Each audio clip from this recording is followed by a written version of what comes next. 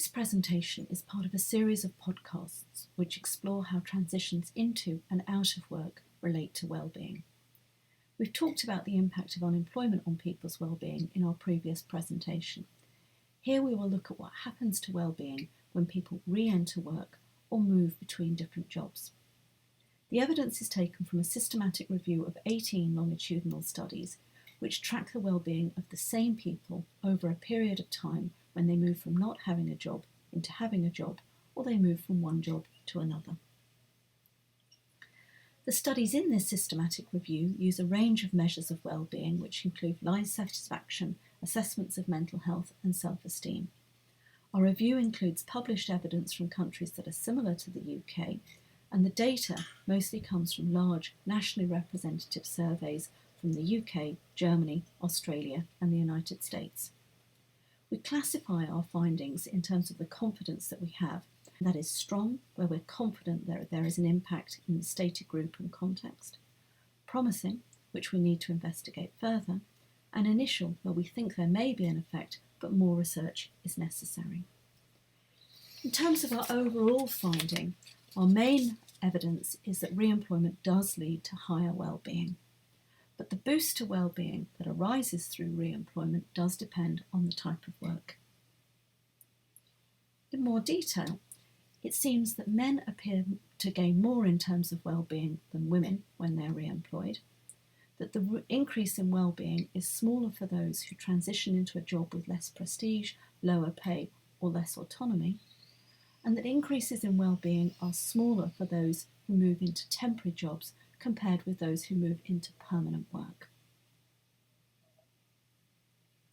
To illustrate this finding in more detail, we refer to a paper by Lena Nozel, The Effect of Work Status and Working Conditions on Mental Health in 4 OECD countries. The bars illustrate the change in mental stress associated with different transitions. The blue bars illustrate them for women, the lilac bars for men. We can see on the left the loss of well-being associated with the move from employment into unemployment that was discussed in our previous presentation. As we move along, we can see that the gain in well-being arises from those who move from unemployment into employment. And the rest of the bars illustrate how well-being changes with different types of move. When people move into permanent work, we can see that there's a much bigger gain in well-being than arises when they move into mini-jobs or insecure jobs. And we can see on the far right that women who move into employment where there's low job satisfaction actually experience a decrease in well-being. Our systematic review also included a study of what happens to well-being when young people leave school. On leaving school, a young person may find a job, they may go on to higher education, or they may experience unemployment. We find that those who make a transition from school into employment have the highest well-being, but that level of well-being is sensitive to job quality. Those who make a transition into non-career jobs are less happy than others, and those who made the transition into dissatisfying jobs can be less happy than those that are unemployed. To illustrate this, we refer to the study by Dockery, The Happiness of Young Australians, Empirical Evidence on the Role of Labour Market Experience. The bars illustrate the likelihood of being very happy with your life as a whole, and we can see at the top that those who have the highest probability of being happy with their life as a whole are those that are in employment or those who are at university. Moving down, we can see that those who are unemployed have a lower probability of being happy with their life as a whole, and the probability is lowest for those who've been long-term unemployed for more than 6 months.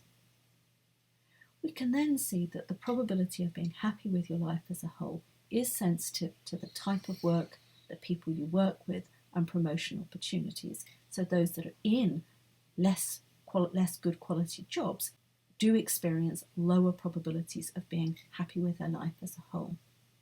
And we see that those who experience poor job quality in terms of a combination of these things, poor type of work, poor promotion opportunities, or those who are unhappy with the type of work, promotion opportunities, and people that they work with are not only less likely to be happy with their life as a whole, they're less likely to be happy with their life as a whole than those who are unemployed long term. In this presentation, we've talked about the implications for well-being of moving from unemployment into employment. Our final podcast is going to look at the well-being implications of retirement.